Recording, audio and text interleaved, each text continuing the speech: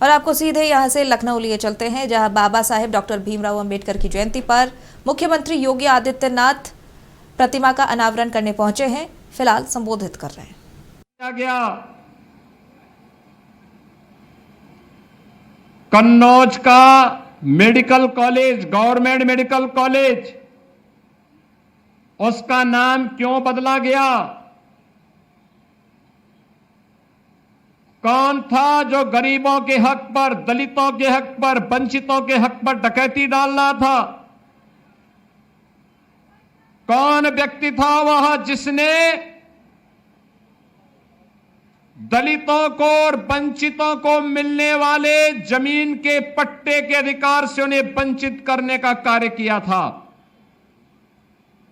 और कौन वह व्यक्ति था जिसने स्वच्छ भारत मिशन के अंदर मिलने वाले हर शौचालय पे ब्रेक लगाने का काम किया था?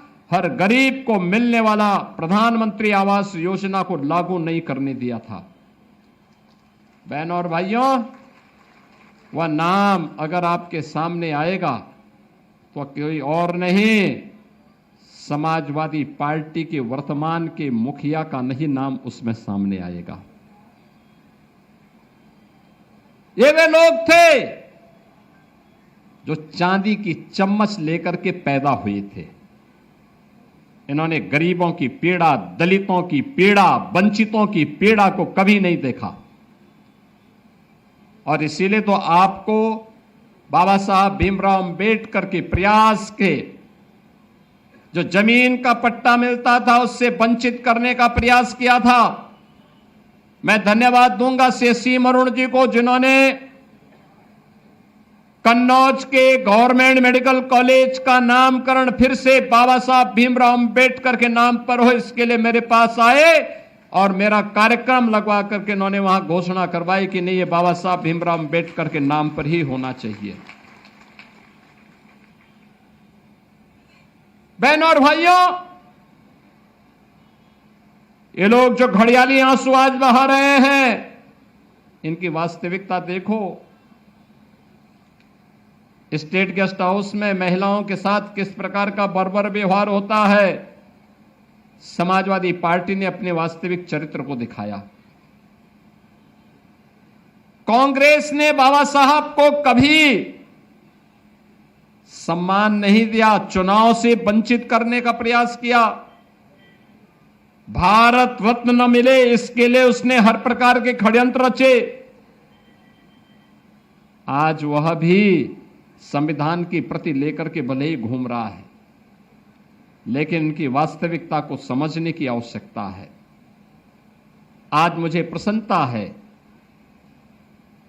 इस बात को लेकर के कि बाबा साहब भीमराव अंबेडकर जी के 135 वर्ष पूरे होने के उपलक्ष्य में उत्तर प्रदेश सरकार ने एक बड़े कार्यक्रम को अपने हाथों में लिया है। आज हमने 75 जनपदों में पहले चरण में एक और इसके बाद अन्य सभी उन स्थानों को जहां पे बाबा साहब भीमराव अंबेडकर की प्रतिमा होगी किसी सार्वजनिक भूमि पर, वहां पर जहां बाउंड्री वॉल नहीं है, जहां मूर्ति के ऊपर कोई छतरी नहीं है,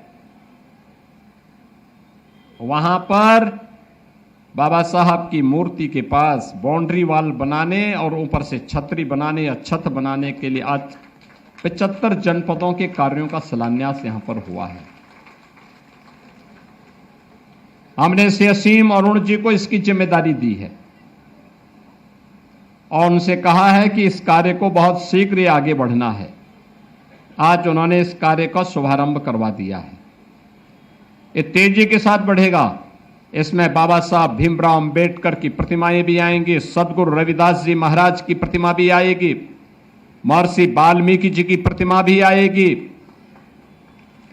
ज्योतिबा फुले जी की प्रतिमा भी आएगी, बिजली पासी जी की भी, महाराजा बिजली पासी जी की भी प्रतिमा आएगी, सातन पासी जी की प्रतिमा भी आएगी। सामाजिक न्याय के लिए कार्य करने वाले हर उस महापुरुष को हम सम्मान देंगे जिनके कारण आज इस समाज मजबूती के साथ जुड़ा हुआ है, टिका हुआ है।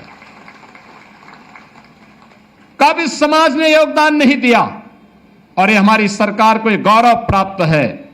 हमें महिलाओं की 3 बटालियन बनानी थी बेटियों के लिए पीएससी की, तो हमारी सरकार ने 3 वीरांगनाओं के नाम पर, वीरांगना झलकारीबाई कोरी के नाम पर एक बटालियन, गोरखपुर की, बदायूं में वीरांगना अवंतीबाई लोधी के नाम पर बटालियन का निर्माण और लखनऊ में वीरांगना उदा देवी पासी के नाम पर बटालियन का निर्माण। यह है सामाजिक न्याय, हर एक को सम्मान। याद करिए सदगुरु रविदास जी महाराज की पावन जन्मभूमि वाराणसी, लाखों लोग जुड़ते हैं हर वर्ष माघी पूर्णिमा को, जगह नहीं हो पाती थी, कंजेशन था, सिंगल लेन का सड़क था, कार्यक्रम नहीं होने देते थे समाजवादी पार्टी के लोग। हमारी सरकार आई, ये डबल इंजन की सरकार आई, हमने कहा भी परेशानी है क्या? लोगों ने कहा कोर्ट में मामला है, हमने कहा कोर्ट से हम लड़ेंगे। और आज हम लोगों ने कम से कम 2 लाख लोगों के लिए वहां पे पार्क का निर्माण किया है कार्यक्रम करने के लिए।